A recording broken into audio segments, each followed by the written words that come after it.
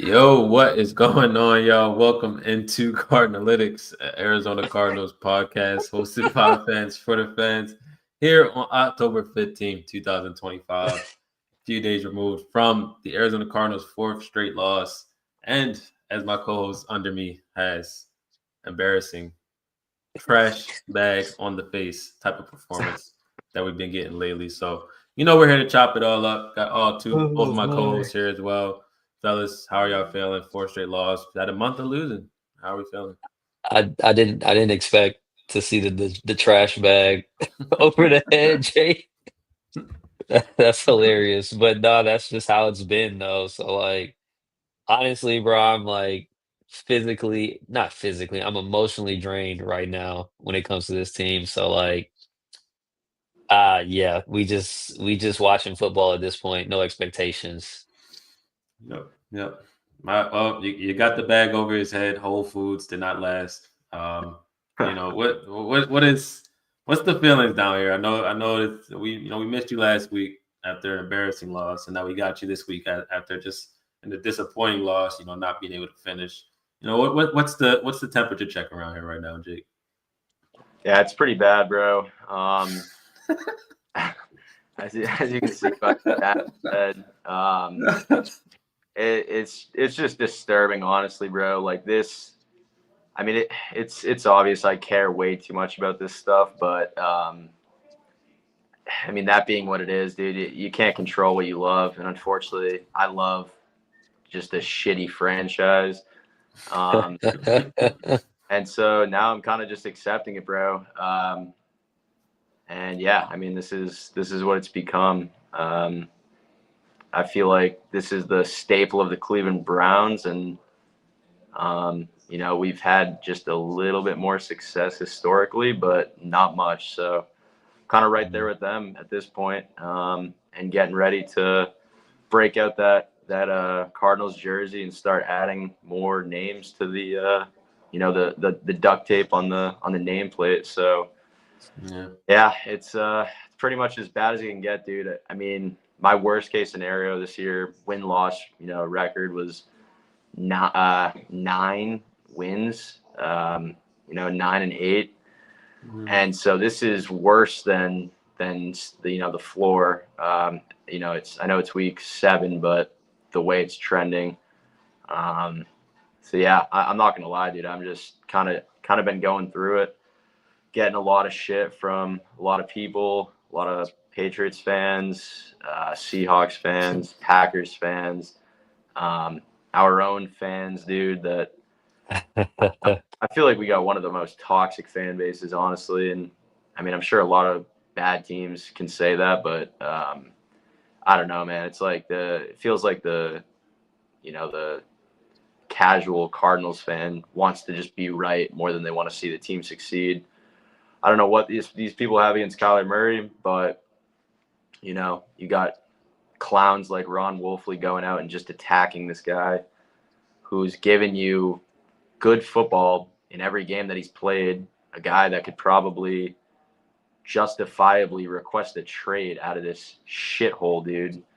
How many, I was talking to Corey about this last night. How many rookie coaches has this guy dealt with? How many inexperienced coordinators has he dealt with? And he never talks shit, dude. And he could easily, in the age of the diva athlete, bro, he could easily say some shit, and he never does. And he just takes all the shit, and it's crazy, bro. Like I was saying to Corey last night, I don't know how he hasn't like said or done anything, bro. But he just takes it on the chin, and he still Mhm. wants to win, dude. Like you've seen him on the sidelines after most of these losses we've had this year, and he's literally sitting there as sick as I am right now. And I can tell, dude, that he has that same pit in the stomach that I do, and it's just brutal, bro. Like it's crazy too because people say stuff to me about Kyler, and dude, you can call me a fanboy, obsessed, whatever you want, bro. Like, guy's my favorite player, dude. It just is what it is, bro. You love what you love, and I love this dude. And I mean, bro, I get so uncontrollably upset when people rag on this man. So I can't even imagine how it feels for him. not being able to defend himself, and just having to rely on such a downtrodden and pathetic cast of people around him, bro. Like, how It's many horrible. has his teammates let him down this season when he has done his job? Imagine, dude, the three of us, we go into our jobs, right? Like, we all have our individual professions, and we're doing as good as we can, and we're sitting in there and we're taking the shit, we're working the overtime and not getting paid for it, and we have to answer for everything that goes wrong when we're not even the ones making the mistakes, but people are pointing the finger at us. And that's what it is, bro. And like, I understand that's the life of an NFL quarterback, but it's like, dude, this guy could be so bitter towards everyone and everything, and he's just not. And I just find that like commendable, and I don't know, I just wish it were better, but yeah, here we are. Yeah, it's been a tough scene, obviously, for anybody that overall is a Cardinals fan. I don't think you should be happy right now. I think if you are a Cardinals fan, you should be upset. You should be trying to figure out how things can progress forward. And again, like, I'm done talking about the fan base. I cultivate my own opinions based on what I see, based on who I talk to, what I talk about. So based on whatever you think about the football team, that can be your opinion, and that's fair. But I base all my stuff off of my opinions and what I see and what people talk about. So at the end of the day, like, we all have our own opinions on stuff, but there should never be a such thing as being a stan of a football player and a football team when, again, like, that's their favorite player. Like, they can have that favorite player. They should never be in terms of being called some type of stan or defender. Like, just the way that you would when you were a child, you were a stan/defender of whatever person that you liked as an athlete growing up. You would say they did no wrong either. So like, there's like this whole back and forth stuff that a lot of people are having, like where he just mentioned, where it's more so we're trying to be right, we're trying to prove ourselves right and our opinions right that aren't a public opinion. Like, we're trying to prove that to be right instead of just saying, okay, well, how can the Cardinals win? How can the Cardinals win football games? How can we turn this organization to a loser to a winner? Like, let's get back to that, focus on that. And obviously, like, everything else will be everything else. But again, people out there, like, y'all can have your own opinions based on what you see and what you think. You do not have to let anybody change your opinion based on what they think and what they see. It is always going to be your opinion. This is why this is one of the best sports that we can talk about it and chat about what we see, because everything's going to be of our own opinion. So real quick, obviously, like, we didn't get Jake last week. We're going to get his overall feelings and stuff like that. He definitely has a great story to tell as well when it comes to the Cardinals and kind of priorities and what's kind of important. But let's just get straight into this game. Obviously, like, we don't want to talk about the Titans game too much. We saw what happened there. Even Brian Callahan was fired this week. So JG, you lost to a coach that got fired this season. That is a big thing. So obviously that's shitty. You don't want to ever be the team that happened to that. Literally, I told my friends that he had his walking papers probably by the fourth quarter of our game. Imari DiMercato, the ball was his walking papers, and he dropped it right on the goal line. So he lasted a week, and then he came out, looked shitty again, and lost. So not too much to talk about with the Titans game. We know what that was. We know what that is. And so week 6 coming into this game, obviously Kyler was not going to be into it. So they got a lot of ears sparking up about what could Jacoby Brissett look like in this offense. Can he do any better than Kyler? Can this offense wake up a little bit and seemingly point? Like, if you look at it from a non-contextual point, it woke up. They put up 27 points, the most in a year. They had a 300-yard passing game from Jacoby. Like, guys were making plays all over the field. I think he had 7 20-plus yard plays. Like, non-contextually, it looks like, okay, yes, Jacoby Brissett had a better game than Kyler. Obviously, it didn't result in a win. They did, they drove down to the end of the goal line in the fourth quarter at the 12-yard line and stalled out. So that did happen. And again, it did not result in a win. But at the same time, he had a couple plays here and there that you can objectively say that Kyler probably wouldn't make those plays in terms of just staying in the pocket. But as we've talked about on this podcast here, Kyler Murray is a different type of player. He's never going to be the one to always stand in the pocket. He's always going to look to evade pressure and or make a play when it comes to that. So that is not something that he's going to be always truthful to. But at the same time, those 3 plays, Jacoby doing that, you kind of benefited him in terms of being able to make extra plays. So overall, like I put out on Twitter, I said it'd be great to just celebrate a great backup QB performance like Jacoby, but it turns into such narrative talk over just how the person plays. So, but I'm going to turn it back to just how he played. And I'll say, Jacoby played a good game, but how are you fellas feeling about Jacoby, Kyler, XYZ. Do you guys think that we'll see Kyler this next game? Do you want to see Kyler this next game, or is it just let's let's run rest of the bye and then come back Dallas? We know what he does against Dallas, so that'd be a great game to bring him back. Well, what was your opinion on Jacoby and kind of the Jacoby Kyler situation? Yeah, no, I thought Jacoby looked actually really good. I'm not gonna lie. Um, I mean, he went out there, he made enough plays that I thought like for us to win the game, which is all you can really do, or which is all you can really ask of when it comes to a backup quarterback. I don't think he really did anything that like wowed me. I know people are like, oh, well, he hung in the pocket and made some throws. But like you said, like he's a different type of player than Kyler. Like he's going to rely on his arm because he's not as mobile, right? Like he's gonna like he can't move around. Okay, I'm gonna step up. I'm gonna just try to fit into a tight window, right? Like obviously Kyler is gonna rely on his legs, but like to that point, like him having a good game, like do I think that Kyler would have had a good game against them too? Yeah. Like the Colts secondary was depleted. I think what they had like 2 backup cornerbacks starting, and like they Mhm. weren't really like getting much pressure. I want to say Paris was like, I want to say Paris was one of the highest graded offensive linemen this week, and the offensive line as a whole like performed pretty well in the passing game. Mhm. Um, so I mean, I think Jacoby did good. Like I hate the fact that it took this game for them to throw the ball like 40 times, 40 plus times, and that clearly be like an emphasis. Like you could clearly tell like they were trying to throw the ball this game, not like run the ball and just line up straight and run the ball. I mean, the play calling was still iffy. Like it seems like some of the same things that like we would say about Cliff, like we kind of say about Drew, he's just worse. But like he'll Mhm. dial up a screen pass where it's like, bro, we don't need a screen pass in this moment. Or he'll go like to like, you get a chunk play and immediately you go under center and everybody knows what you're doing. Like everybody knows you're running the ball. Like the lack of not creativity, but the lack of awareness of when to call the plays, like the special plays that he wants to call, it's just not there. So Mhm. that set us back some, but like people got to chill when it comes to Kyler, man. Like I mean, I'm with y'all on the like. I hate seeing the Kyler versus Jacoby discourse because like at the end of the day, like dude's talented as hell.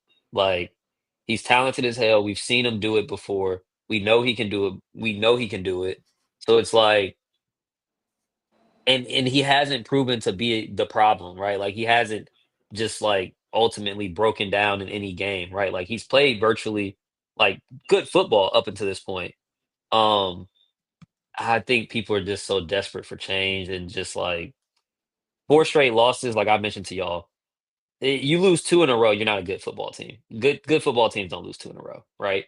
But Mhm. like 4 in a row, potentially 5, it's just too much. Like, that's just too much, and, like, when things start spiraling like that, all types of narratives get thrown around, like, everybody's frustrated, fans are frustrated, so it's like, I get it, you know what I'm Yeah. saying? Like, I get the discourse, but we gotta chill because Kyler, in my opinion, is clearly more talented than, Jacoby Brissett, and he's the guy for sure. Yeah, it's a touchy topic. I mean, is it Kyler and Drew Petzing's offense? Is it Kyler in general? Is it should Kyler do this? I think all three of us are proponents that it's just this offense isn't fit this player, and it's a disservice to that player. It's a disservice to the player, I should say, because he was the one that was inherited because of his skill set. That's what we were told from the coaching staff. So I would think that you come in, you build an offense that you do want to run, but it bases all it is multiple in terms of its facets. Like a lot of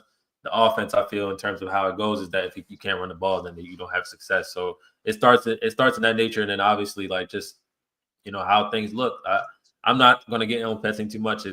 I've already said my piece enough. Like I can't keep saying it over and over again. I've said this for 2 years now. Like it doesn't matter who you think is the quarterback. It's still not good enough. Like that's regardless of the point in Shaw. That to what you were mentioning, it's that sequencing that Mhm. I always call it. Like you're talking about the sequencing of plays, when to dial shit up. Like Yeah. your script is good because that's you've had 7 days to get that ready. Like your day of changes are horrific most of the time. Like there is no great time calls. Like how many times do we sit there and talk about a receiver like, oh my goodness, like this guy got schemed up wide open by Sean McVay or Kyle Shanahan. Like look at the play. Like half the time our guys have to make a play on the ball because the play isn't good enough to get them wide open because it's not breaking down any coverages. They're simple concepts, and that's just kind of how it is. So but Jake, this Jacoby Kyler talk, I know it's hurtful. I know it does, get to the soul a little bit. Obviously, we wear our heart on our sleeves here. But what did you think about Jacoby's performance out there week 6? How did you think it looked? And obviously, Kyler, what's the situation? Do you think he plays this week, or is it something where it's just keep resting and Jacoby go out there? I would like to see Kyler play this week. I would say, gun to my head, probably doesn't play, just given the injury. But I know he wants to play, bro. Like I know that he was watching that game last week and watched Jacoby get all this praise, and I know he wants to get out there. Corey, you and I were talking about it off air, but just the condition that defense was in, like, dude, Indianapolis, they're not going anywhere, bro. Like, and I hope this gets to a Colts fan. Like, they are not going anywhere, in my opinion, bro. Like that, dude, that offense is good. Don't get me wrong. Jonathan Taylor, arguably the best back in the league right now. Like, there is no denying that. Like, that dude made some incredible plays. As I was watching the game, that I just was like, damn, like he is just a talented runner. Just making something out of nothing every time he touches the rock. So, and Daniel Jones, like, I think the guy is an absolute doofus, but yeah, he's been playing better. I mean, it's not a hot take, like he's obviously this, but here's the thing, dude, like he looks good, right? And he's historically looked terrible. Like he's historically throughout his career been like a bottom 3 to 5 quarterback in the league. However, this is where you see a competent franchise versus an incompetent franchise. They literally tailored the offense to what is going to make it work with this dude, and it's working. And dude, like, it's the NFL. Like, if you have a starting job as a signal caller in the NFL, you can play, right? But it's a matter of scheming up things that actually work.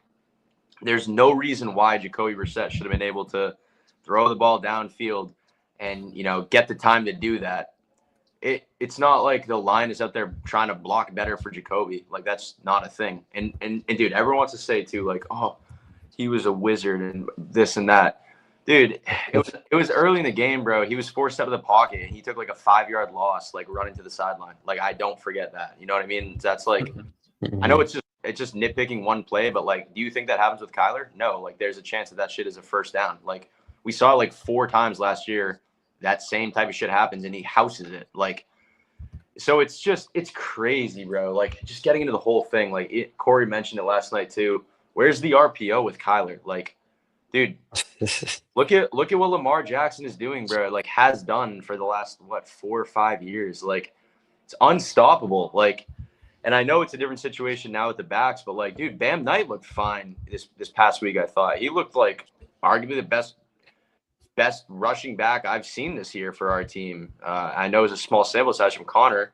I'm personally not super sold on Benson, to be honest with you. Like, to me, he seems like a knockoff version of Le'Veon Bell. Like, he's so like slow and methodical, but he just doesn't have that like elusiveness that like Lev had. So I don't like his running style, to be honest with you. He's shown me nothing. I know he's hurt, but anyways, getting back to the question. Shad, you mentioned you thought Jacoby made enough plays to give the team a chance to win. And I would say I'm not going to be a hater, bro. Like, you guys know I am the Kyler guy. Like, Jacoby, he played a lot better than I expected. He made some really, really good throws. I will say he played much better than I expected. He played, in my opinion, like the best backup quarterback in the league. Like, I'll say that. Best backup in the league. Like, that was what I took from that. However, Mac Wilson reads a play perfectly, bro. Damn near brings it in the end zone. He trips after, picking that ball off. I think we had it at like the 30-yard line, the Colts 30, just outside the red zone. And I want to say very next play, dude, Jacoby throws. 2 plays later. Yeah. 2 plays later, bro, he throws an interception. And people want to say, oh, illegal contact, this or that. Okay, well, dude, we can't bank on that. Like, he threw the ball before I think it was Zay Jones, was it? Yeah, Zay Jones. Before he Yeah. was able to make his break, dude, plant his foot and cut, and it literally just sailed right into the hands of the defender. Yeah. And it's like, dude, that's a game-changing play. Like, that's a huge swing because that needs to be at least 3 points, and that changes the whole makeup of the game if you're able to convert there. They weren't. We made a play on defense, right? The defense, for all the people, and I've been one of them because I'm so frustrated. So I'll put my hand up and say I have made comments about the defense unfairly, but the defense did the job, and they gave you a chance in the opponent's territory to go and score points, and you give it right back to them. So everyone makes mistakes. I get that, but like that was a brutal mistake. Yeah. And additionally, we are able to work the ball down the field at the end of the game with a chance to put the game away. We're inside the 10-yard line, and he does absolutely nothing with it. I think the first play was he steps up in the pocket. Great. Hats off to that. And then has a chance to run it. But then, and Corey made this point last night, he like shuffled back, and then he decided to go. And then it was basically like back. And then Yeah. there was another incompletion, bro, that was basically like into the stands, like didn't even give anyone a chance. And then the one to Trey, and like everyone wants to say like, oh, that was like a clear penalty on Trey. I honestly I wasn't even that upset that wasn't, like, I know that could have been called, but it's like, the way I look at it and feel it as a Cardinals fan and seeing this, it's not even just speculation at this point, bro. Like, we're a small market team. We always suck ass. We're never going to get the call. So dude, it's true. I know it's funny, but it's true. Yeah. Like, you need to definitively beat a team. You're never going to be a team that gets calls. You're not the Chiefs. Like, we're not just going to get calls. So you can't just hoist the ball up on 4th down and be like, oh, I can see that that's illegal contact, or I can see that he's being held. Like, I'm just going to fucking risk the whole game on this and just throw it up. So I was super disappointed in that, bro. And like, I also think I was about to say, just with that play too, I also think it would have been a better throw because if you go back and watch that play, but I don't know who it was. If it was Evan Brown, I think it was Evan Brown. He got absolutely demolished, and it forced Jacoby to throw the ball a little bit earlier because Trey gets open on that, right? Like one-on-one, Trey's getting open. I trust he's coming down with the ball. But I mean, I agree with you. Like, even though it didn't get called, I mean, I felt like it should have been called, but at the same time, I wasn't tripping because it's like you can't put the game in the ref's hands. Like, and as a like for the Cardinals, you definitely can't do that, right? Like, you really can't do that because we've never been on the right side of that, So that's the thing, bro. I don't even want to open up that dialogue of being like, oh, I want to blame the refs. It's like, nah, bro, we fucking lost 4 games in a row, and like, it wasn't an egregious enough play to warrant a flag. It wasn't like, because if it was, dude, it would have been all over the talk shows the next day of like, oh, how was this not called? Like, no one said anything. So it was like, could it have been called? Yeah, it could have been called, but it wasn't egregious enough. And honestly, I hated that play call. Like, it wasn't even like, dude, if we're gonna run some shit like that with Trey, like, let's get it like further out to the sideline where he's just working the sideline versus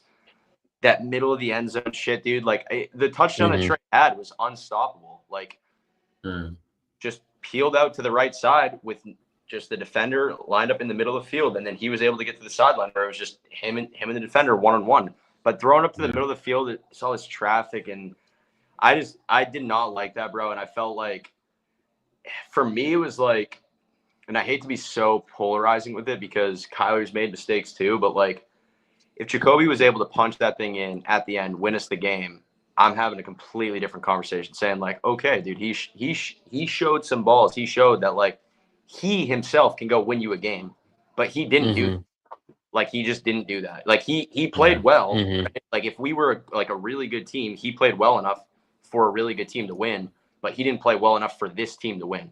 And so my frustration with all these people on Twitter is like, you can't glaze this guy, dude, and say like, oh, like, moral victory, we threw for 300 plus yards. Like, I don't give a fuck, dude. We lost. Yeah, I don't care about the moral victories, bro. Dude, I was tripping out. Like, I was telling Corey, I was in San Diego this week for vacation. I was watching the game there, and like, dude, right after the game, I mean, like, just went right out to the beach, had my dog, was just drinking beers, dude. And I was just going at people on Twitter because everyone's just like, Jacoby this, Jacoby that. I'm like, we fucking lost the game. Like, motherfucker, what are we doing, dude? Like, I don't want to hear this shit respectfully. Like, leave Kyler's name out of this, bro. He didn't step on the field. He's hurt. Like, he didn't play.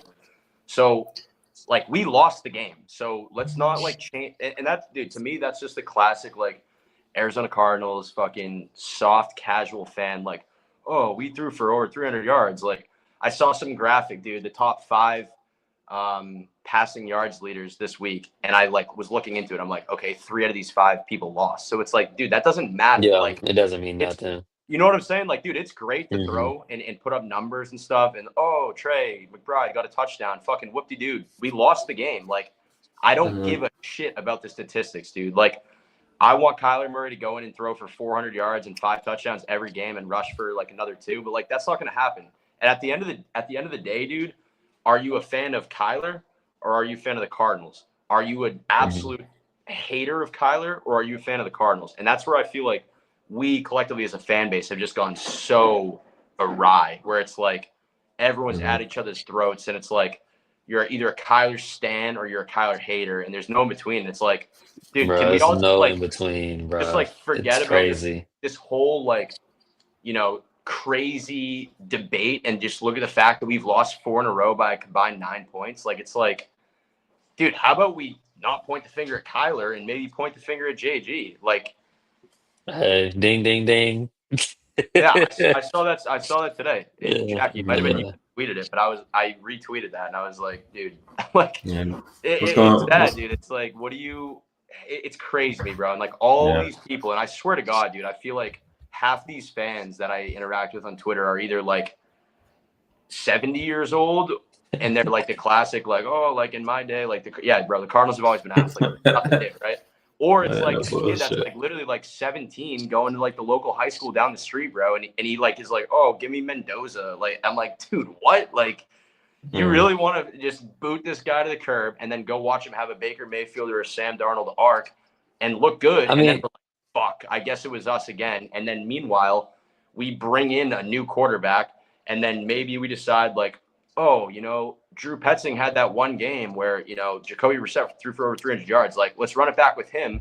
Let's bring in a new rookie QB who has no fucking idea left from his right and just run it back. And dude, that's why I said to you boys, like earlier this week, I'm like, dude, if we go and draft a rookie quarterback, I literally feel like, I mean, we've gone 10 years now without a playoff win, and it could be another 10 if that's the route that we decide to take. Like, it's like, I don't trust that at all. Like, if you were gonna say like we had to move on from Kyler, I would have wanted Sam Darnold. Like, I just don't. Who else is there? Like, seriously, who would you guys say right now? If okay, trading Kyler is a guarantee right now, today, this moment. Who would you boys say you want to be the next quarterback of this team? I mean, what are you about to say? I'll let you go ahead. Real quick before I answer that, I do want to say, like, to like the people that are saying like get rid of Kyler and this and that, like, sure, you get rid of Kyler, right? But like, if it's Kyler or JG, if it's Kyler and JG, okay, like, cool, we all cleaning the house, right? But if it's either or, I mean, like, to me, it has to be JG, because like it seems like he's gonna hitch his wagon to Drew Petzing, and even if he does get rid of Drew Petzing at the end of this season, I feel like there's so many other coaches that need to be replaced. Like, we just don't have, like, we're just not coaching the team well. And you can tell that from, I mean, Corey, you talk about penalties being a reflection of coaching, and you can just tell that the guys just aren't ready. But I mean, as far as like somebody to get, if it wasn't Kyler, I mean, I would want a rookie, like, just straight up. I wouldn't want anybody else's hand me downs or pass arounds. Like, I would just want a rookie. Who would you want? I do not feel good about this class coming out.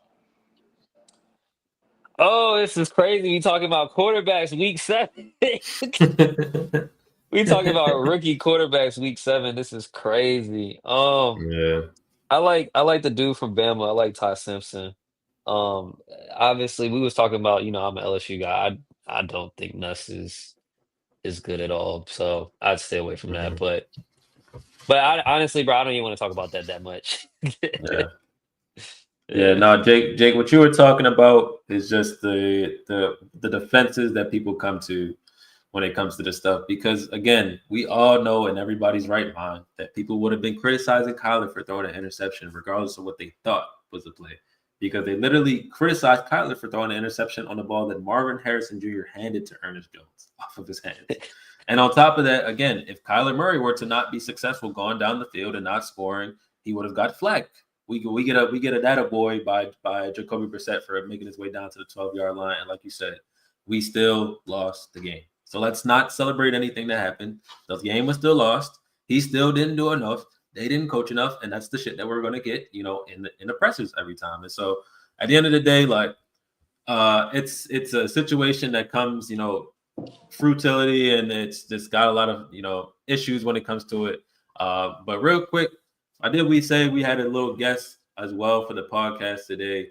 My boy Miles, he was in attendance in Lucas Oil Stadium out there repping the gang. I think he had his Marvin Harrison Jr. jersey on, so he's gonna be joining us in a little bit right here for us. But my boy Miles, if you could tap in with me, how was the experience out there? And I definitely want to get your thoughts on this Kyler discourse right here. This is a big thing. So when you do, just go ahead, tap in with me, and we'll get rolling on that. But overall, like I said, for me, it ain't nothing more than just what people defend and what people don't defend with Kyler. Jake, to answer your question, who would I want? I would love to see like y'all not gonna like this. Like again, based on if those guys are gonna stick with what they got and what they have going Hmm. on for themselves, like somebody like Mac Jones to come in here for a season to just be a bridge for somebody, because you are gonna have to have a rookie. And I hate, I don't like saying Mac Jones, but he seems to be the type of quarterback that would fit exactly to what Petzing would want to do. And it'll be a full circle moment for my cohorts down there as a person that literally put Mac Jones in a dumpster based on his geolocation. And now it ends up being a point where it might be a good addition. But again, if they're going to run with this stuff, Mac Jones would be the best type of quarterback where, again, I heard what Drew Brees said on First Take. Me personally, I was listening to that. And he's saying that he doesn't feel like, guys should be judged within until they have about 50 quality starts.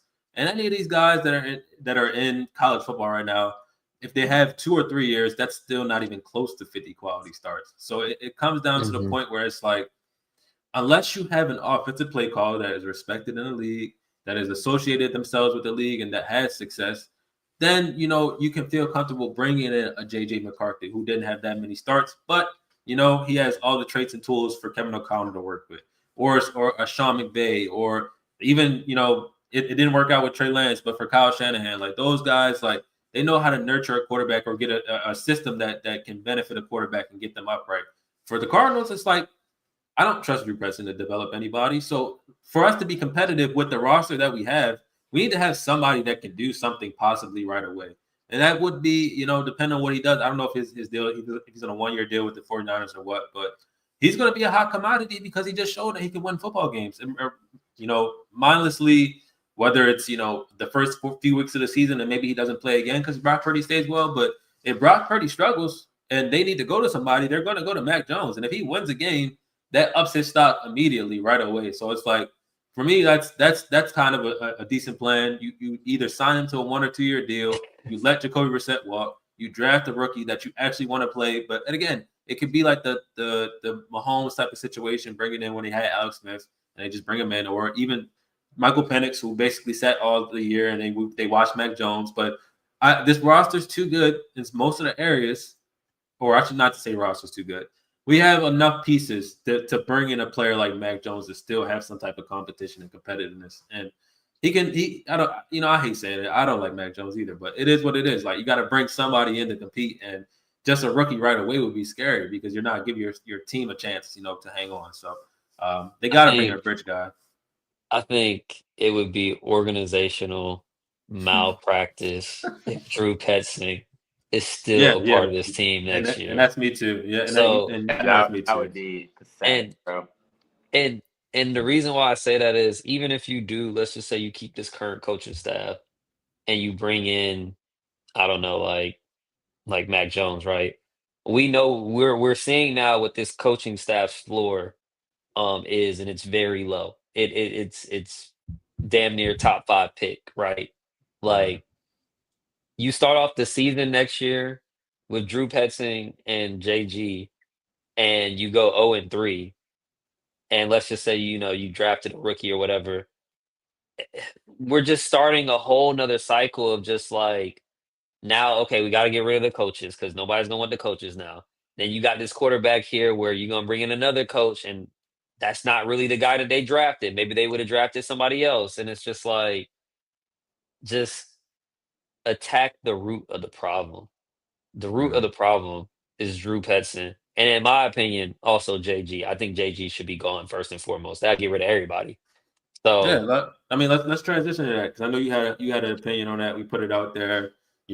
His record against winning football teams in his tenure while being on the Arizona Cardinals, regard like whether it's fair or not. When we're just talking about just a standpoint of what's true and what's not true. You're talking about JG, who only has 4 wins versus teams that are greater than 500, so not teams directly at 500, but teams greater than 500. So that means teams with winning records, and 2 of those wins came in the first year when they beat the Steelers when they weren't supposed to, and they beat the Eagles when they weren't supposed to. So again, yeah. Shaw, I'll pitch this question to you. You can spill it yourself. Like, what hmm is the justification to keeping Gannon if the team can't beat good teams? It doesn't matter quite But what they do versus less teams, but if they can't beat top teams, what is the justification of saying that he should stay and remain as an Arizona Cardinals head coach? it's not even if they can beat top teams. It's, can they beat the teams in the division? And they can't do that. You know what I'm saying? Like, so I don't know. Honestly, I don't know. Like, I look at JG and I say that you're the worst coach in our division. Like, Yeah, and it's clear as day, right? yeah, Like, I don't look Real quick. at, if you want to talk about quarterback play and stuff, I don't look at the quarterback and say that you're the worst quarterback in the division. I don't think that Kyler's worse than Brock Purdy, Mac Jones, Sam Darnold. Like, I don't think he's no worse than any of those dudes. But like, when I look at JG, I'm like, you Got this old thing? you are the weakest link. Like, I mean, you just haven't, to me, he hasn't shown anything in his tenure here. And I kind of started talking about this on last pod. Like, it's starting to feel like hindsight, he really wasn't even doing anything in Philly. You know what I'm saying? Like, if we're just talking about coaching the defense, because yeah, the defense has looked like great or good this year, but I kind of just attribute that to just us having a little bit better players, right? Like, I mean, the past 2 years, he didn't have nobody on the, like, you had practice squad guys out there. Now at least you Mhm. got, Dalvin, Calais up front. You got Matt, which were all great signing, all great signings by Monty. Like, Monty killed the defensive signings this year. Um, but as far as like JG bringing something else, like, if he's this culture changing guy, like this culture changing coach, okay, yeah, you changed the culture from Cliff, but like, y'all know, I was a Cliff fan. Like, I like Cliff, you know what I'm saying? And personally, I feel like as much as people didn't like the culture of Cliff, he at least won some games. You know what I'm saying? Like, yeah, we made it to the playoffs. We faltered in the end, you know what I'm saying? But we made it to the playoffs. Now, JG, he's kind of looking like, I don't know if y'all remember Brian Flores when he got fired. They went 1-7 to start off the season. They won 8 games after that, but they still fired him because, I mean, you went 1-7. You didn't do enough. So I don't Mhm. care about the culture that you're changing. I don't care about this and that. If you're not coaching and winning games, then what are you here for? Like, what are you here for? So Yeah. It's I a I'm personally, I'm all the way out. yeah. Like, I'm all the way out, bro. It's a And I tough don't pill to see us swallow. and I don't see us winning. Like, if I look at our schedule, like, in my heart, I feel like we're gonna beat Dallas because that's just what Kyler does against Dallas. He just always wins in Dallas. But like, this might be the year he might not win. And now all of a sudden we're looking at 6 straight losses because we're probably gonna lose to Green Bay. Then we gotta go on the road to Seattle. So it's just like, how much more can we really take until, like, dude, you had your 3 years, you hitched your wagon to a terrible offensive coordinator that nobody knew anything about, and you let your Mhm. best coach on the coaching staff just walk. Um, so, like, Yeah, no, Yeah, I'm out. it's a tough pill to swallow. All great points here. It's damning to hear, like you said, your evaluation of your coaching staff. You allow one person to stay, and when he had proven issues versus your best coaching, offensive coach in terms of whatever he's able to cultivate in terms of that group and just his scheming and whatever the case may be. And obviously, we see Dallas's success this year, especially in the running game, but just in offense in general. Honestly, keeping them at 2-3-1. If they didn't have Hmm. that factor to their game, they could be 0-5. So it's like, or 0-6, I believe. So we're talking about like the not having a self awareness of your own team. Not being able to, as you mentioned, the culture stuff. Like I'm, I was big on JG, and I feel duped within less than 5 months because I kind of like was all in on this guy. But you're in a certain point where you're at. You have to have results. Like you can't just talk about what you do and how you do things Hmm. and what it looks like, but you have to have results. I think we said this last week as well. Like when results don't come, you can't sell me on hope and change. And like I said, Yeah, Jake's gonna have a great, momentous, thing, not momentous, but more so story that he had when it comes to just the overall culture of the building and just how that is kind of like the tone deaf aspect of, like we mentioned, on how JG talks in pressers and how they talk about their football team. It's the tone yeah, deaf nature that they have when they're talking to us as the fans, because that's who you're talking to. You're talking to the media. The media reports us. So you're talking to the fans and you're telling us that everything's okay. You like what you're seeing. And we can literally go out there and look at it and say, this is not a proper NFL product in terms of having success at a high level. So yeah, so it's just, it comes to the point where you can't lie to fans because, like I mentioned, the easiest way to get fired is when people do not show up anymore. When the stadium gets taken over by the other fans and people stop showing up and the radio chatter gets loud, that's when it's easy to say goodbye to you XYZ, because Michael Bidwell has proven to do it. Even if Cliff Kingsbury letting him go was or wasn't the right decision, as soon as the team kind of started looking like they quit, and as soon as the team started looking like, or as soon as the fans started getting out of there and noise got loud, he was done. It wasn't any like, I'll hire a new GM for you. I also fired you. So like yeah, this, you have to have results in this business, and that to me is where I'm just get frustrated when it comes to this entire coaching staff. That like even Rollins to a point, like you got to figure out a way to get this thing closed at the end of the game. Like I'm a yeah, huge defender of this defense, and I do think the context of how people talk about it, it is massively skewed because of the fact that this defense has been up in games. Of course, they're going to give up short yardage plays while they're working down the field. Like that should be allowed to be happening because it eats up the clock. But at the same time, they have also been, for the most part, a good bend not break defense. But in the fourth quarter, it goes to like absolute shit because there is context in the first 5 games to show that the offense not being able to sustain drives in the fourth quarter is a clear contextual point to why the defense can struggle. But the last game, especially against the Indianapolis Colts, you had multiple chances to close it out, and you got to find a way to close it out. Like your captains, Buda Baker, I mentioned this to Jake yesterday. Like you can't tell me that you're can't drop that Mr. pick. Rah Rah guy and you want to do what's right for this team, and you have to be the loudest and boisterous guy, and then you're not doing what you need to do, which is catch the football when it's thrown right to you. Like those are things that the leaders are attributed to. And Buda Baker will never get flack because he's the heart and soul of the football team. He's put his body on the line all the time. He's a selfless player. But yet we're talking about other people that are still selfless players, do put their bodies on the line every week, and they get judged consistently all the time. Like, and it's just, let's keep everybody accountable here. Buda Baker, you have to be better. But back to the point of coaching, like JG just is in a hole where it's like, if you don't win football games, you're not going to sell anybody on like what you have as a product. So like you got to be Yeah, able to prove to us as a fan base that you can win football games and win football games that matter. Like going on a 4-game win streak when you scrape past, the Chargers barely, you beat the Dolphins, then you beat the shit out of two teams that the Bears and the Bears and the Jets, who ended up picking, I believe, in the top 10 last year anyway. So it's like you're not yeah. moving anybody by doing those games. Outside of that 4-game win streak, your career has just been spotty. So I need to start seeing results. I was in on you this year because I thought I was going to get results.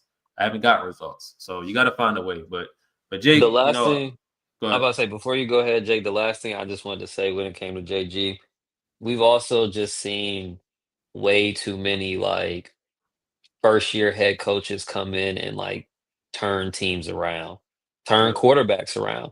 Like we watching. Well, I'm seeing right now Jacksonville. Like Trevor Lawrence, how our fans talk about Kyler is how Jaguar fans talked about Trevor Lawrence. Trevor Lawrence got hurt last year, and they weren't sure that he was gonna be the guy. You bring in Mhm. Liam Cohen or whoever his name is, and now Mhm. all of a sudden they're beating the Chiefs. Like I think they're 4-1 or 5-4-2 or something Think like four and that. two. Yeah. It can be done. Like D'Amico Ryans did it with CJ Stroud. We're watching Ben Mhm. Johnson do it with Caleb. But Like look at what you're saying though with those guys. Not to cut you off, but Liam Cohen, offensive guy, goes out, gets a really good defensive coordinator because that Campanelli dude is a very good defensive no, coordinator. They have he's a pieces, very good D they have coordinator. pieces over there, but he's a very good defensive coordinator. D'Amico Ryans. Now I know Slowick isn't there anymore, but his first season, Slowick was a damn near god, a head coaching candidate, damn near as the results they had. So they went to Mhm. go get guys on the opposite side of their specialty that they don't have to rely on that specialty, and they can let guys be guys. JG, you hit your like you mentioned, you hit your wagon to a guy on a offense that's not productive enough for multiple seasons, and you still are hitching your wagon on them. That's where And things can start going awry. And JG doesn't even do anything with the defense. Like Yeah, it's all Nick Rallis. Like yeah, you know how he is. He's hands off. Like he's like, I'm gonna let Nick Rallis do his thing. I'm gonna let Drew do their thing. Like he's trying to be this glorified like game Pete Carroll. manager. Again, he's trying to turn us into the Eagles, but we just don't got the Eagles talent. Like that's literally what he's trying to do. And it's just like that's just not we just don't have the dogs for that. So like if mm-hmm, that's how you're gonna coach, this isn't the place to do it because and this isn't the division to do it either. Because mm-hmm, all these other coaches is I mean, they're great at their specialty. JG, you're mm-hmm, not great at anything. Like McDonald is great at defense. McVay and Kyle Shanahan are great at offense. Like some of mm-hmm. the best in the league. And I obviously they just got to supplement the other side, like you're talking about. But I truly believe that a good coaching hire, like the right coaching hire, could turn the team around in one Yeah, season. You see it every time. yeah. Miles, do we got you now? I look like you just came Yes, off sir. mute. Yes, sir. I'm in this All thing. right, What's up, bet. What's fellas? good, Miles? What's going on, Miles? So, What's up, like I said, brother? Miles was at the game. You know, he was at the end of the game. I definitely got to get his thoughts on all things Cardinals there because he's a huge fan as well. So, tell us about your experience at the game. How was it? You know, how was Lucas Oil? I don't know if that was your first time there or not, but tell us about your experience out there. I got you. It was my second time at Lucas Oil. The first time I went yeah, beginning of 2024, the 2023 Mm-hmm. 2024 season. Somebody I know got some free tickets and they was playing the Texans. So I went to go see CJ Stroud play. Mm-hmm. But this time it was cool. They had the roof open. I didn't realize the roof was gonna be open. Their stadium looks really, really nice with the roof open. Mm-hmm. Where I was sitting there, had some pretty good seats. The people were cool. I saw a lot more Cardinals fans than I thought I would have. Yeah. Especially in the little section where I was sitting at. But now the game was good. They played better than I thought. Cause Mm-hmm. as soon as I saw the news that Kyler was possibly not playing, I was like, man, do I really want to go? Like, Yeah. do I want to spend this money on going on this game? Like, do I really want to go see this shit? I don't want to see Jacoby Brissett play football. Like, god damn, I've been talking about this game for about 2-3 weeks, and the first game come up, some shit Right. happened. Right. Mm, But I was like, you know what? I'm gonna go and go. Cause I thought about it. Marvin gets to play where his dad became a legend. Mm-hmm. I hmm gotta go. So I gotta go see that. Right. So that was the saving grace in the whole trip going. But unfortunately, two catches. I want to say what? I want to say two targets, two catches, 36 yards, and Yeah. I I saw Because I saw him bounce his head on the ground. I said, "It's over with. He's not coming back in the game. He got a concussion." I saw it with my Jeez. own two eyes. I said, "Man," Mm-hmm. I said, "Come on, bro." So look, I'm in there looking. I just keep looking up. I see his dad's name, Marvin Harris. I'm like, damn. I'm like, damn. So the game goes on. Marvin gets hurt, so everything goes on from there. Daniel Jones throws that pick to Mac Wilson. I'm like, oh shit, all right, cool. Mm-hmm. By the time the enough time I had to sit back down, get a little settled. This fool Jacoby threw another one. I said, come on, man. And then like after the game, like later on that day when I got back, I was just scrolling through Twitter because I wasn't on my phone for real during the game. And Yeah. I look at the play from like the all 22 angle. I'm like, one, that was PI, but why is the RPO getting ran with Zay Jones? Yes. Exactly. Exactly. I'm like, and then I look on the other side, you see Marvin, big 6'2" ass, 6'3", blocking for Greg Dortch. I'm Mm-hmm. like, what? Like Yeah. this is the Yeah. dude y'all saying we should keep and let Right. Kyler go somewhere else with a rookie. You want Yeah. you want this man to look, don't get me wrong. This is the side note to the trip, but y'all default want Drew Payson to ruin a rookie. You know, yeah, Because you know how that all the should go. people been telling me about Mendoza. Mendoza's good, but Drew Payson going to ruin him. Then he won't be Yeah, good. Drew. Yeah, they don't need to give Drew another opportunity, That is bro. the problem. Like that's the problem. But Mhm. Yeah. back to the game though. But the game was back and forth. I mean, I was actually surprised that the offensive play calling looked a little bit different because Kyler wasn't playing. I was kind of Mhm. shocked. I said, "Oh," but he had the occasional inside zone, outside zone, and stupid situations and some screen plays. He had those were always there, but the passing plays were not as elementary as Yes. we saw the Yeah. past couple weeks. The routes were all in the same area. How we Yeah. used to see. There were actually long development plays. The offensive line was blocking very well. I was like, what the hell is going on? Hmm. Cause I'm watching the game. I'm like, I know what's gonna go on. Yeah. I They. said they They. I said they gonna say, damn, the offense a little better with Jacoby. And they gonna use Kyler against. I said, I knew it was gonna happen. I got Yep. back from the game and that's exactly what was going on. I said, come on, man. Yep. Mhm.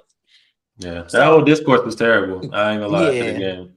But then like at the end, of course, we score, make the game interesting, make the game good. It comes down to the last drive. There was 3 plays. I got the videos from the last 3 plays on my phone from that last final drive. Hmm. Hmm. There's the drive where Jacoby tried to scramble and it seemed like he tried to juke somebody, but he got tackled from behind. The angle I'm looking at, all I see is Kyler Murray fast ass running through that and scoring, and that's ball game. Yes. 1,000%. I Yeah. I don't know how the angle looked on TV and how much space Jacoby actually had, but from He ain't where had that much space. I about to It was say wide from, open. but say if that's the case, bro, because where I was looking at and how I was seeing and where I was looking at, there was nothing but space. Hmm. Hmm. I said Kyler Murray scores that. That's ball game. We win. Game over with. We Yeah. Yeah. Nah. win. It probably was space, but it wasn't much space when he tried to do that weak juke move. Yeah, bro. I'm like, come on, bro. I said Kyler Yeah. probably would have took one step and he would have been gone. They would never caught him or anything. He would have got more than 2 yards. Hmm. Mhm. But I will say, I did the play before they threw it to Trey in the end zone. I don't know what that was. It's like even the play before Jacoby even tried to scramble, they threw it to I think the running back in the check down. I'm like, what is Mhm. going on, bro? Like throw it to Yeah. Michael Wilson, throw it to Zay Jones, Zay Jones. Yeah. Like what are you doing? But that last play, it was clear as day PI, but you can tell Trey McBride and got to the point where everybody knows he's good, and he feels like he should get those calls. Even though I don't agree with the sentiment, the statement, the stance that he kind of gave up once he felt he got held. But you can tell he acted as if he was one of those guys who gets those calls, and that's why he reacted the way he did. He did get held Mhm. though, like the entire Yeah. didn't the whole route. But you could Mhm. tell how he reacted was as if, come on, bro, like I'm one of the best tight ends in football. Like I can't get that call. Like game on Yeah. the line, fourth down, fourth and goal. This shit in the game. Like come on, what you doing? Yeah. But they surprised me how they played. The Mhm. defense was outside of that one pick and like the one punt, the defense was atrocious. I don't care what nobody says. The defense was bad. Daniel Jones, even though he threw that one pick, Daniel Jones was commanding the offense, bro. Mhm. Daniel Hmm. Jones, we couldn't stop JT. We could have had 2 picks, but Buda Baker got Butterfingers. Mhm. That would have been six. That would have been a pick Like that would have six. been the pick. That would have been like, come on, bro. Like, Yeah. but they surprised me how well they played offensively. The defense was just very opportunistic that game. They Mhm. found when they need to make a play. At times they made the plays in the beginning of the game, but other than that, it was fine. Yeah, it Hmm. was that we were just talking about that fourth quarter when it comes to defense. That it's just like I don't know what's going on right there in terms of how they can't get stops because it did feel like every time that the Colts got the ball in the fourth quarter, I think actually no, every time they did touch the ball in the fourth quarter, they scored a They touchdown, and that kind scored. of Yeah. that put the team out of the pockets. But in terms of like your opinions, like how are you feeling about the squad right now in terms of like JG coaches, Kyler in general? Like I know Kyler's been getting a lot of flack, and I believe you're a Kyler fan as well. So when you can, just let us know how you feeling about that, and just how they're presenting themselves, but. Overall, go ahead. My fault. No, God, my bad. No, it's all good. But no, of course, man. Look, bro. I think I said it on somebody like somebody else I know their platform like a week ago on Facts and Stats. I Mm-hmm. gave like a little brief after we lost to the Titans because that was the most embarrassing shit I ever seen in my life. But Mm-hmm. I just gave a speech. I was like, at this point, I don't want Kyler to go. I would hate to see him go, but I won't be as bothered by it as if this was after the 2021 season Mm-hmm. because I feel like the talent that he has is getting downplayed because of at The first it was coaching. the coaching, the guy. At first it was the guys around him. After because in 2021, if D Hop went down, we didn't have nothing. Yeah. Like, and then they put they draft Marvin, they get Trey McBride, they get Perry Johnson, Keith James Conner, all the other guys. They show up and then the defense is bad. And then he gets hurt. I'm like, all right, and then we get the coaching staff. There's never been a perfect situation for Kyler like it has been for other quarterbacks in the NFL, in my personal opinion. He Mm-hmm. doesn't. Hmm. He's never had the good offensive coordinator with a good defense, with good players, and with guys to play with. It's always been the team has always needed something on either side of the football, or the coach was just very incompetent. Mm-hmm. Um, if we trade him, I'm not gonna be mad at it. I don't care. I don't know where he gonna go. I hope he gonna go. Hope he goes somewhere where the team is halfway set up to win, where all they need is a quarterback to put them over the edge. They don't need the elite guy. They need a guy that can just command the offense. And I feel like Kyler can do that. If that's what if that's what the Cardinals want to do, bro, I'm not gonna be mad because he deserves it. He Yeah. deserves it. He deserves more, especially after the work he put in to get himself back after that injury. The work he put in with the wide receiver this offseason. The work he put in with Trey McBride, James Conner. The work he put in with those guys ain't getting being able to be shown because the offensive coordinator is a dummy. He don't know what he's doing. Yeah. It, But it's nasty yeah, stuff. It's nasty very, stuff. very, very. Yeah. But What you think at about that JG too? Because that was one of our things too. Is JG? How you feeling about like just coaching? You think he has what it takes to kind of get this team right, or is it more so he's got to get out of here too? Yeah, I'm out on dude. I did like him. I did like him to be honest, but Yeah, I like him it's too. it's like he doesn't know. It's like he gives too much coach speak. And Corey, since we the fan of the same NBA team too, he gives me Taylor Jenkins vibes, bro. And it's pissing like and it pisses me off, like because I Yeah, hate it. I used to like same thing with JG. I used to like Taylor Jenkins until I yeah, didn't. right. And then I want him gone. But like JG, I don't know what he wants. I don't know his culture. I don't know what he wants to do. The identity the team had is gone. The identity the team had is in Dallas right now. Mm-hmm. Mm-hmm. Um, Hmm. he better hope some team don't try to snatch Nick Rallis from him. That's all I'm gonna say. Cause he better Yeah, he better They he better they he better hope and pray he don't get stuck with just Pinson by himself. they can take all these dudes, man. That's how I'm feeling. And how I look at it, Miles. How I look at it, Miles. Yeah, I don't ever think that JG will be a better coach than Sean McVay, Kyle Shanahan, or McDonald. our So at division that is point, tough, bro. No, nobody want to admit it. Our division has some very good football coaches, yeah, and very it's like, you and elite if gotta you at get what one they of can't, do. those. You We gotta yeah, get gotta you one of have gotta those. somebody get like that. one. Yeah, We you ain't gotta had get one since one. Bruce Arians, man. Yeah, I Facts. agree. Yeah, that's facts. Mhm. So So it's a tough hole that they consistently put themselves in. Jake, how are you feeling about that? I know Mikey Desert Cardinal, you popped in. Appreciate you coming through. But Jake, I know JG is your boy. You took a flick with him. Y'all were at the charity baseball game, like you said. You spoke about his son and all that stuff. But how are you feeling about this? And I want you to tie in that story that you told me yesterday about the call that you got. Just like is that the overall nature of just the aspect of the Cardinals here, where it comes to JG? But even so, people over top of JG and just kind of the building and overall and stuff like that. Yeah. Let's start with the JG question. I feel like, dude, when this guy was coming in, like him and Monty, like I've talked about it before, but like Monty Austinfort, bro, like he was, assistant GM or whatever with the Patriots for 3 Super Bowls, went to Tennessee with Vrabel. Not that they had a ton of success there, but he served his time in the role. I think he was like a double major. He's got like 2 master's degrees in like macro and micro econ. Like he's just like a books guy, which is like great, for a general manager.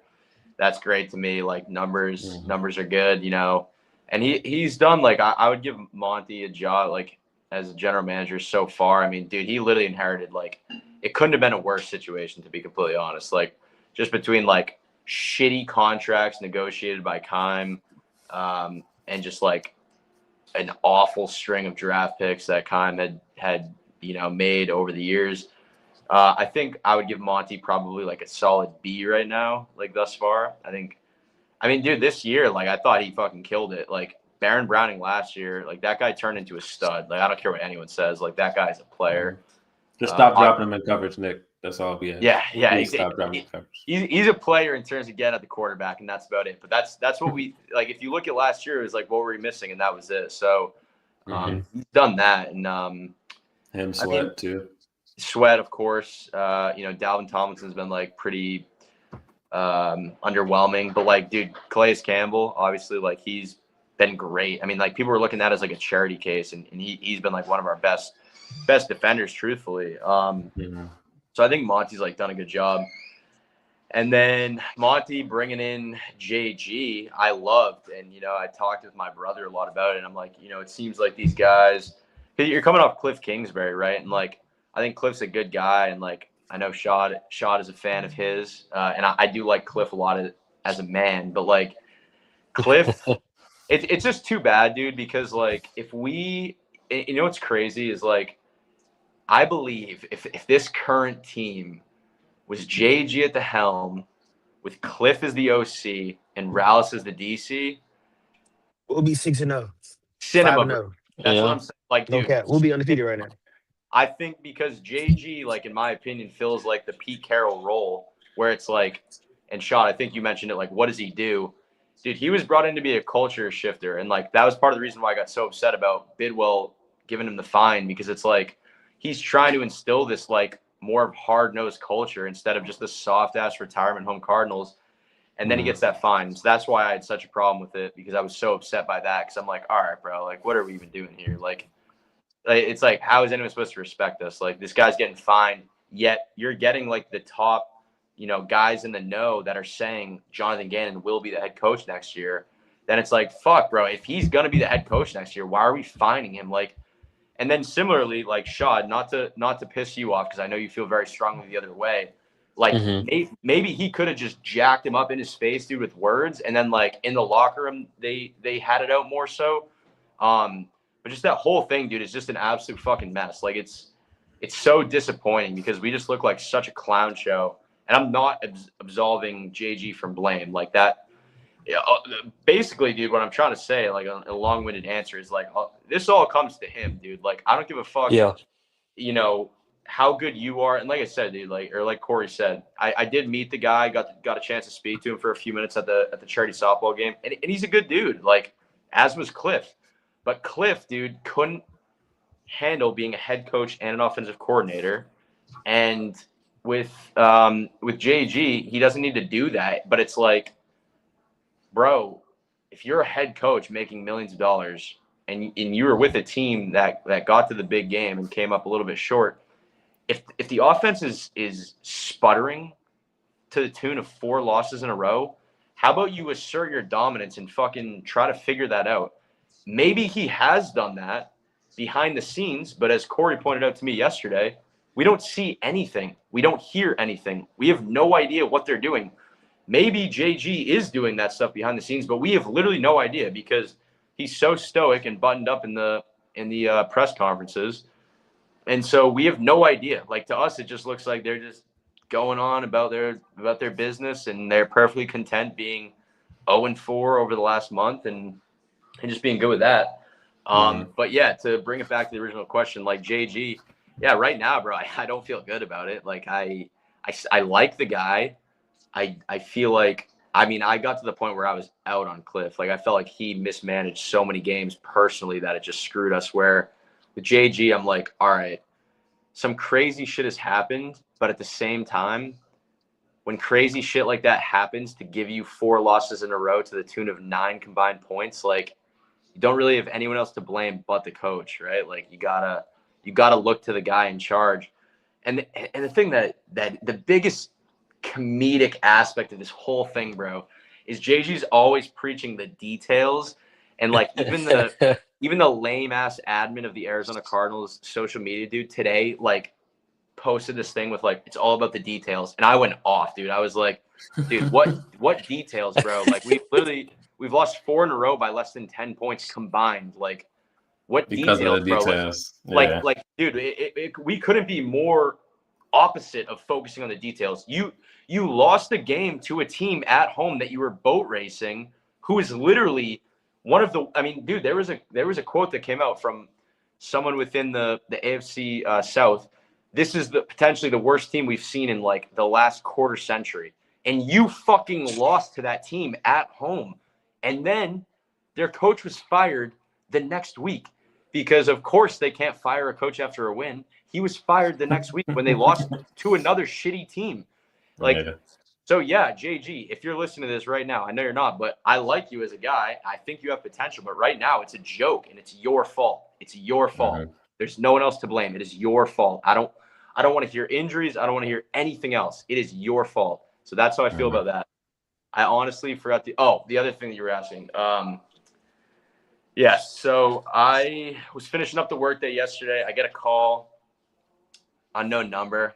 I'm bad about picking those up. And of course, dude, I just get, is this so-and-so? I'm like, oh yeah. What's up? How can I help you? Yeah, this is blah, blah, blah from the Arizona Cardinals. I'm like, oh boy, like, here we go. This is going to be good. Trying to sell you some tickets. Bro, I was sitting at my desk. Like I said, I was in the midst of just finishing the workday. And I literally, dude, like, I was like, all right, he's got, the angel on one shoulder, the devil on the other. And it's like, oh, like, just like respectfully, just like hang up the phone. And then you got the devil on this shoulder. Like, bro, let's dig into this. So of course I had to dig into it. And so I get up, dude, and I start pacing around my apartment, dude. And this guy's like, yeah, I was wondering if you were interested in, a 2-game like ticket package to the Packers and the Jaguars home games. Oh, he started off saying, I saw you went to the Seahawks game. And I was like, yep, I was there. And he was like, how was your experience at that game? And I was like, terrible. He's like, yeah. And he's like, do you really want to know? Legit, bro. And he's like, oh, like, I'm so sorry to hear that. Like, can I ask why? And I literally said, like, we lost the game in prime time and looked like shit. And he's like, okay, like, I understand that. And he goes, we're all super confident here that we're in a prime position to bounce back, dude. And at this point, I was like, buddy, pick the wrong guy to call right now. So I'm like, all right. I was like, I just want to ask, like, why you think that. And he's like, yeah, I just feel like we've had some bad luck, but this is such a good team, and I feel like we're just poised. All of us in this office think that this team is poised to like to become great this season. And I was just like, dude, like, respectfully, I don't know why you believe that. And he's like, oh, like, whatever, like, let's get away from that. So he starts asking me, like, do you go to a lot of the games? And I'm like, yeah, I've been to every single home game. Unfortunately, right? And he's like, yeah, so you were at this most recent Titans game? And I was like, yeah. And I go, you can honestly tell your coworkers this, they'll probably get a kick out of it, but I said, after we lost that game, I was sitting in the lower bowl behind the Cardinals bench. I said, I stood up and I was just flipping off the team for like 5 minutes straight. Like, I was like, no joke, dude. That's Like, hilarious. dude, it was the craziest thing. Like, I was telling these boys, I was doing that after that Titans game. And dude, like, I was literally like, I mean, Corey and Shad, no, dude. Like, I care way too much about this team, dude. Like, it makes my blood boil. And, I'm just standing there, Tell bro. me about it. I'm there with you. I promise. Bro, and like people are coming up to me as I'm literally just standing there, just straight face, dude, looking at the team like 20 rows up. And people are like recording me and like trying to come up to me, dab me up, like, oh, dude, this is like so funny and hilarious.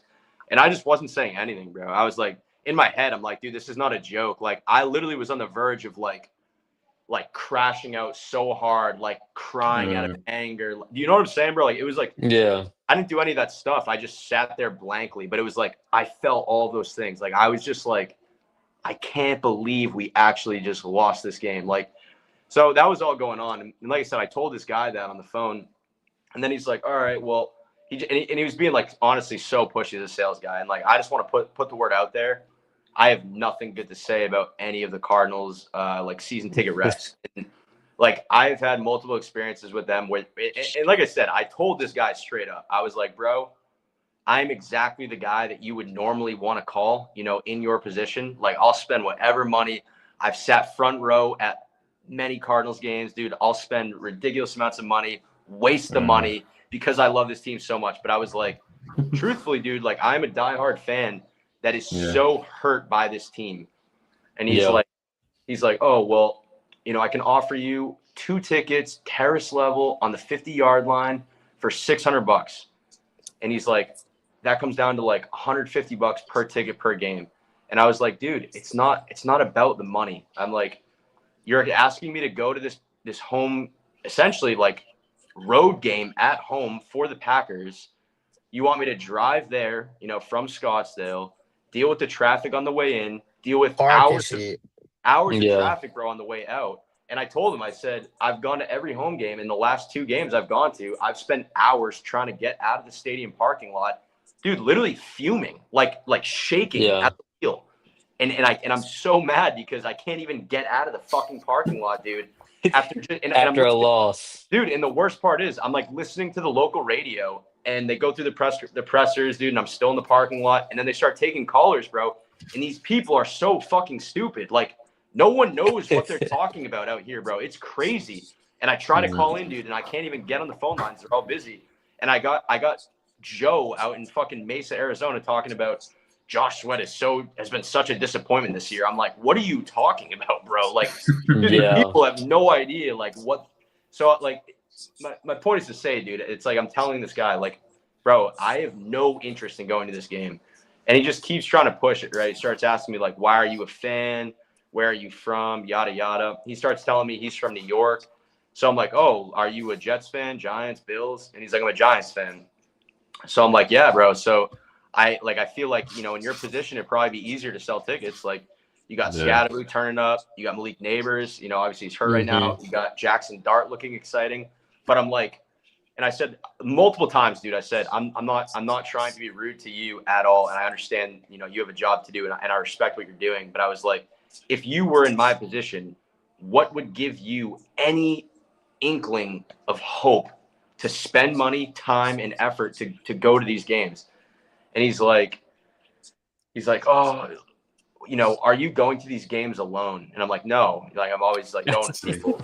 And he's like, see, so like, that's what it's about. He's like, at the end of the day, you know, you're going and you're having a great experience with people. And I was like, dude, respectfully, like, no, I'm not. Like, I'm like, dude, I'm going with people and like getting my heart broken again and again. And then I'm leaving the stadium to the opposing team's fans, like hooping and hollering. And I'm feeling like a fucking clown with my head down, dude, just walking out of the stadium like an absolute bitch. Like, it's like, dude, I can't even tell you guys, like, leaving that Seahawks game, hearing those like Seahawks chants, dude, everywhere. And they're like looking at you and literally laughing in your face, dude. And there's so many of them. You can't even do anything, bro. Like, you literally can't do anything but tuck your tail between your legs and look like a jackass. Bro, Like that's why when I go to the game, I really hope we win. I can't. it's Yeah. brutal, bro. Dude, like it is so painful. And like I'm literally just going through there. I'm just like and the funniest part is, dude, I always think like walking out of there like after a loss, it's always happening. I'm like, dude, these people just see like this Yeah. guy. They got no idea what's going on up here, bro. I am going through hell. So Yeah. the dude just yesterday just kind of kept forcing it, bro. And I just got to the point where I started just going off. Like I was like, dude, I genuinely like feel bad that you guys are in this position like mid-season, like having to call people. And I was like, I feel like you're probably, going through some pretty tough calls, with fans that are really pissed off. And I was like, dude, unfortunately, like there's just no one to blame but Michael Bidwell. Like I was like, this is all his fault. And I know he's the one like putting you guys up to this, but I was like, I can't in good faith give him another cent of my money or my time. Yeah. For that. And dude, literally like, and I'm telling you, bro, I was as genuine as I feel like I possibly could have been. And at the end of the call, I said, because we talked for like 15 or 20 minutes, and it wasn't even about like prices or this or that, bro. It was literally just back and forth about like me just shitting on the team and him just trying to like say like we're so optimistic. And I was like, I really hope in no way I was rude to you at all. Like as an individual, like I said, I respect what you're doing and your work and everything. I know that, like this is what you got to do. But I was just like, I like don't expect me to come back until this team like actually turns something around, dude. Yeah. And he's like, yeah, so maybe I could plan to call you back about 2026 season tickets. I was like, You're bro, like, no, dude, no, bro. like Like it crazy, just went over your dude. head. Yeah. I was like, all right, man, like, have a good day. Like, talk to you. Like crazy, Yeah. bro. Just no, Mhm. totally tone deaf. Like it's Yeah. unbelievable. And that point right there goes to what I was talking with you yesterday about, is just it's the tone deaf nature of the entire football team from top to down. Like you said, they have a sales quote to make, but like I've been in, like I've taken marketing classes, those type of calls. Like, why would you ever say something about a different team if you're trying to sell something for another team? I would have never told you I was a Giants fan. I would have said I'm a Cardinals fan through and through, regardless of where I'm from. But it's Yeah. just that nature of like, they're so Honestly, loosey. They're just great loosey goosey. They're just loosey goosey everywhere. Like they like it's just like the tone deaf nature, like we said, a bit well in terms of like, again, like this is not a political place. This is not anything, but it's just like we haven't won since the memorial has been in. That memorial for the person has been in the stadium. It's just the fact of the matter. So it's like no other team would have done that, but we know the state that Arizona is. So it's like, somehow, some way, that's the place that gets held, and now it's like feels like a curse in terms of the entire football team.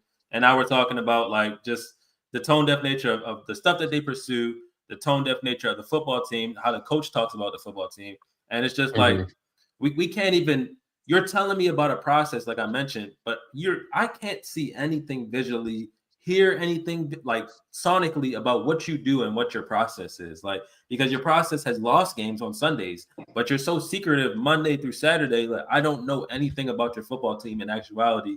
I can only take what I'm given on Sunday. Like I told this to Jake, I said, Liam Cohen literally, like that they, or I should say this, the Jaguars social media team posted a video of them after the loss to the Seattle Seahawks in a close game, and he was having a speech and stuff like that. But it's like they feel comfortable sharing that stuff with fans because it helps fans understand what the locker room is. It brings fans inside the locker room. All we get is media clippings and press conferences, but we have yet to be given any type of victory locker room speech, any type of locker room speech at all. All we get is photos. We get no videos. We get no sounds. We get nothing from practices half the time. Half the portion of open practices, guys throwing on air. There's no competition being done. It's like the whole aspect of what I'm supposed to be given from this organization, I don't get. And then when y'all lose on Sunday, it makes it not worth it. So like, don't call me pressing me about season tickets, because they did that shit to me too as well. Like, I'm 3,500 miles away from Arizona, and you're asking They me better not about ever tickets. call my phone. Yeah, like, and it'll I'm cussing him out. always go based on like, oh, you went to this game, like you mentioned, like, oh, how about we bring you back out for another one? It's like, no, like, I'm not going to come out for another game to lose, and like Jake said, to be a home fan in a road environment, and when I see my team's logo on the field, and, like, And I will say, like, sometimes it'd be like that at Falcons games, but the Falcons games, like the experience there versus going to like a Cardinals It's game, it's night and Atlanta day. versus Phoenix. It's not it's night It's and night day, and bro. day. Like it's so much more going on at the game. So I get why like they might try to sell you on the experience, but like no, it's But just still, it's just what's night the and day. experience when Dude, you they go? It's The no experience is experience. There's not no They've there. experience. dude, Bidwell has told us many times he doesn't give a fuck about the fans at all, bro. And I'll Yeah. tell you what, like we said, this show isn't political, but that whole event that he did, bro, like crazy money grab for him. And Yep. then the That's exactly how I looked at it. bro, you hosted your fucking rival that has belted your ass for fucking the last 15 years. You hosted their playoff game because their stadium was all fucked up. Dude, they could have like easily gone to fucking San Diego. There's no way that stadium isn't still there that the Chargers used to play in. Dude, they could have gone anywhere else, but of course Bidwell, this little fat, rich, privileged bitch, dude, is the first one to be like, "Oh, come on Oh, down." we didn't have anything going on. Come on over here. Like Yeah, come on let's over get this here. going. Like And then we just look like a cuck. Like, dude, yeah. seriously, like it's crazy, bro. And Yeah. it's that, dude, and then it's dude, and that's the thing too, like I see on Twitter too, dude, there's a lot of fans of the Cardinals that, are trying to get to games, dude. Like it's not, I mean, football, dude, it's not like a big like I mean, I know there is an aspect of it, like the white collar versus blue collar crowds and stuff, dude. But there's a lot of people I talk to that are trying to go to these games that, dude, they're just removing season ticket seats, dude, and putting in these luxury casitas for uber rich people and like corporate companies, and it's like, Yep. dude, we're the working class people are trying to go to these games, the actual fans, dude, and it's like you're making it even harder to do that.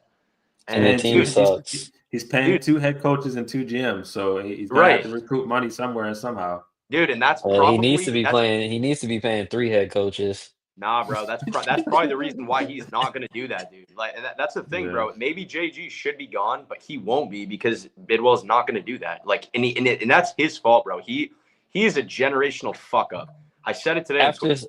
I'm sorry, but like I can only take so many losses in a row, bro. Yeah. Like if we start teetering 6, 7 losses in a row, bro, I can only take so much. The first 6 weeks of every season in the NFL for them, their records are 1-5, 2-4, 2-4. That's what 4-8. I can't do math because I'm dumb. 2, 4, 1, 5-13. You're 5 and something. First 6 weeks of each season, like that's terrible. Like that's not good. And it's like we're talking. You want us to have faith in you, but like I said, the only thing that we ever fully get is on Sundays, and then that's the product. And then you come out the next day and say, I didn't have no problems with what I saw, even though everybody had a problem with what you saw. Everybody, how can you sell that? How can you promote that? How can you just go out there and be so lollygaggy, loosey goosey? And it's a disappointing fact, like of a coach that I do think, Jake, you're 100% right. He's a culture guy. Like it's the culture that he is supposed to be perfecting, and I can see that because the guys in the locker room do talk about a strong culture. They do talk about being a close-knit team and it being about, the team over them. Like you can tell that nature, but it doesn't result on Sunday. That shit's out the window. Bro, They're a fucking loser team, dude. There's no other way to say it right now. They suck ass. Like it doesn't even need to be said, bro, but losing that Titans game, they literally just fired their fucking coach. Like, dude, that is an indictment. Like, we are fucked if we don't go on some sort of crazy spree here, dude, and rattle off. Like, if you go out and you beat the Packers, you beat the Cowboys, I think it's what, Seahawks comes after that, or Jags, is it? After that? It's the Seahawks. It's the Seahawks after that. The schedule is brutal, bro. You gotta go beat Packers, Cowboys, Seahawks, Jags, like Niners. You gotta go on like a crazy run and to give us diehards, dude, that actually watch the games, analyze the games, any sort of legitimate hope. Otherwise, it's just bullshit, dude. Like, I'm looking at the site right now, dude, on SeatGeek. Dude, this is going to be a laughable sight, dude, on Sunday. There are hundreds, thousands of tickets available to this game right now. Like, On the Cardinal sideline, bro, no one's buying tickets right now. Like this is gonna be a huge middle finger to Michael Bidwell, and I kind of love it, bro. Honestly, I hope it does stay like that, dude. Win the game, not for Bidwell, but in spite of Bidwell. Like, yeah, win for the fans. We deserve to see one go inside the hoop. It's been way too long. It's been over a month, so I mean, go. We can switch right over into that. Like, do y'all have any faith on Sunday? I mean, I seemingly always have faith against the Packers because for some reason this organization just has success against them in that building. But how are y'all feeling going into Sunday? Is there? Or I'm guessing that Jacoby plays. I don't think Kyle will play this week again. I think they'll rest him until Dallas. But they'll go out. Jacoby will go out there, have a second start. We'll see the playmakers they'll have available. Hopefully Marvin's available for the game. But how are y'all seeing this game shaping out? Are we coming out with a victory, or is it another disappointing loss? Is this an ass whooping about the ass? Like what are we looking at here? Man, we gonna lose. It ain't gonna be built though. We gonna lose. I'm not gonna lie. I'm not feeling good about this at all. I feel like we gonna lose by a good amount. Mm-hmm. I feel like the game's gonna be over by halftime. I do. That's just how I feel. Look at it, Jay. Somebody sent it to JG. Like I said, this is the title of the shit. You're on thin ice, pal. Look at how you got people talking in week 7. You have no passion and no energy for your football team anymore. It's week 7 and we're already out. Like no one has faith. So sad. How are you feeling? You think that we're not gonna win, Jake, or is it a loss? Dude, I mean, I want us to win very badly, but it's almost like I'm just listening to my heart, and it's like I almost have like the fuck it mentality right now, where I'm just like, I don't know, bro. Like 2-5 sounds like Micah Parsons is gonna cook us. Dude, that's the only thing I will say is I do feel like their defense is not good at all. Like I watched that Cowboys game with a Packers fan here in Arizona, and I was pretty much just like holding in laughter because the Cowboys are not good, and that defense looked absolutely atrocious. Obviously, Micah, affects the quarterback and get pressure, but like, I don't know, dude, design everything to the side that he's not on, and I think you find success. So, yeah, I can see us winning the game. Am I confident we're going to win it? Obviously not. This regime has given me no faith. I mean, dude, I staked everything on this podcast, dude, prior to that Titans game. Talking to Donnie, dude, he made some sort of comment about like, if you're able to win this game. And I literally like laughed, dude, and was like, we're going to win the game. Like, it's not even a question. And we fucking lost the game. So it's like, that's where I'm at, bro. It's like, I didn't think there was any chance in hell that we could lose that game, and we somehow found a way to lose it. So it's like, with this team, dude, what do I expect? Yeah, I think we can beat any team. I think we can lose to any team. So that's not something I like, dude, because we have no identity. You don't even know what we are. Like, none of us four should have any expectations for this week, because every week, dude, it's like what the product you see is what none of us expected. So it's like, I don't fucking know, dude. I can't. Obviously, we all said we're done with the prediction shit. I'm not gonna say we're gonna win, dude. I'm not gonna say that we're gonna lose. Like, I'm just gonna, try to throw on a casual face and just watch the game. I got a buddy that's gonna be in town. My best friend's actually coming in. Of course, big Pats fan. So I'll get to watch the Pats absolutely fucking obliterate the Titans with him, and then put on my clown mask and hope to not get embarrassed in live time, watching the Packers down the road, bro. You know what I mean? So it's just like, I don't know, dude. I can't give you any sort of prediction. I don't know. I don't know if Marv's going to play. I don't know if Kyler's going to play. Oh, yeah, we don't know if Marv's going to play. You know what I mean? Dude, I have no idea. Like personally, dude, like, what do I know? But I feel like Bam Knight, like, that's a guy that you give more touches to. I don't want to see Zay Jones get any more touches because I'm not a believer in him whatsoever. He's still like, to me, dude, a guy like Zay Jones, after what he did against the Niners, bro, like, I look at him like I looked at that washed up AJ Green. I just feel like you drop a ball. Forever hate him. You know what I mean, bro? It's like you drop a game-winning ball, like a game-stealing ball against a division rival on the road. Like, I don't trust you at all. I have no faith in you. And he had another bad drop, dude, last week. It hit him like literally in the chest plate, and he dropped it. It was that one that was offensive pass interference. No, it was a face mask after he dropped the ball. So it's like, I don't have faith in him, dude. So I don't know what to expect, man. I have no idea. I know Corey's expecting Jacoby to regress, which wouldn't surprise me.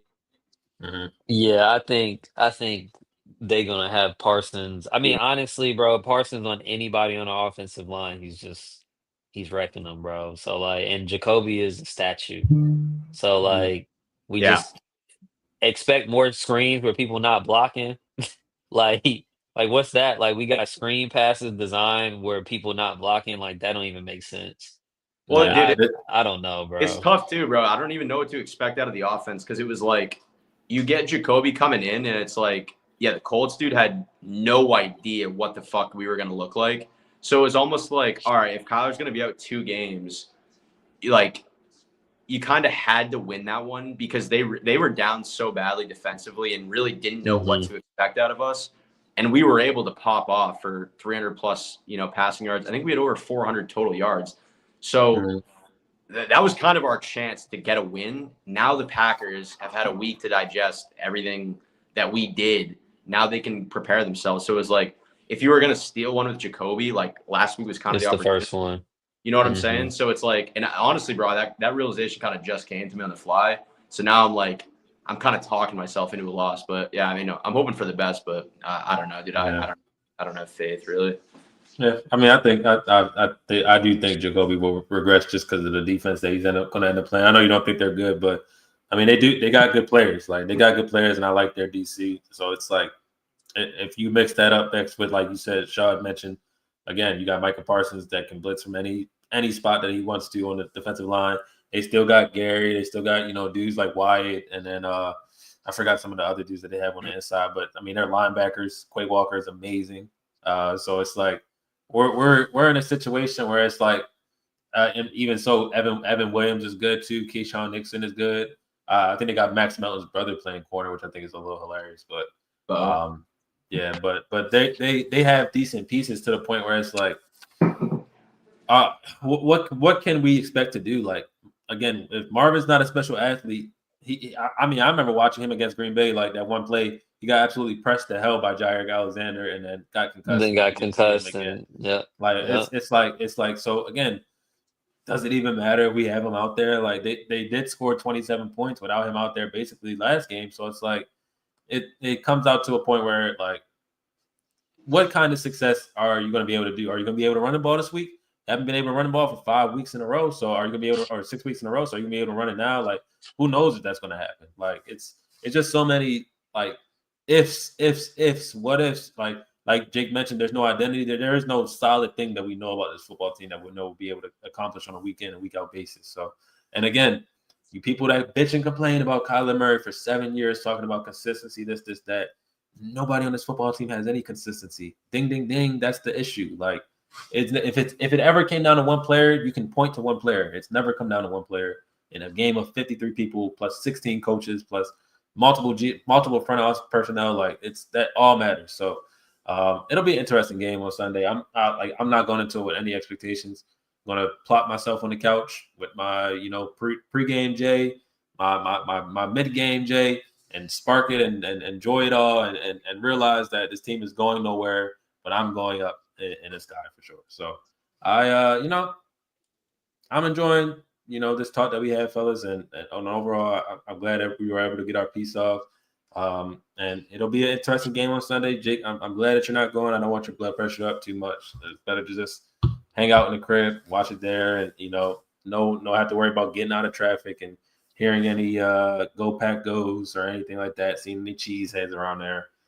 Best to just, like you said, see red inside your own house at this point. So but yeah, if y'all fellas didn't have anything else, we'll head out for the night. I know it's a late night, but Yeah. there's a lot of feelings about this team, and just overall, like I said, the main thing I want to lead with, at least my point, don't try to tell somebody who to be a fan of, how to be a fan, or what they can care about.